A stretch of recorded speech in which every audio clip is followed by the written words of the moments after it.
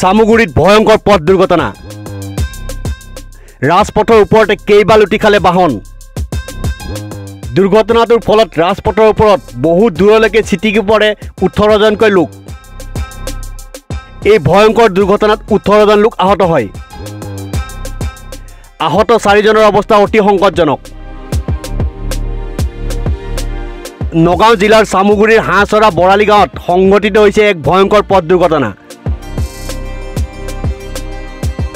এই দুৰ্ঘটনাত 18 জন লোক আহত হৈছে আৰু ইয়াৰে 4 জনৰ অৱস্থা অতি সংকটজনক বুলি জানিব পৰা গৈছে নিয়ন্ত্ৰণ হেৰুৱাই ৰাজপথৰ ওপৰতে কেইবা লুটি খালে ডিমাপুৰ খটখটিৰ পৰা ঢিং অভিমুখে গৈ থকা এখন টাটা মোবাইল মিনি ট্ৰাক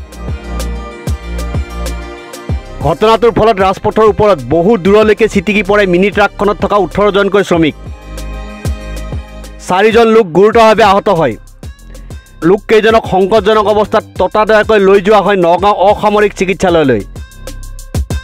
ঘটনাস্থলীত আৰক্ষীৰ পূৰ্বেই উপস্থিত হোৱা অৰ্ধসামৰিক বাহিনীৰ জোৱানসকলে ৰাইজৰ সহযোগত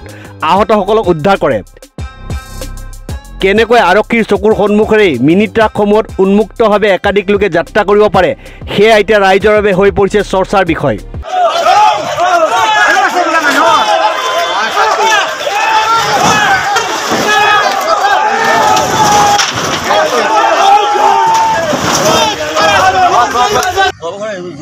গাড়ীখন আহিলে টাটা মোবাইলখন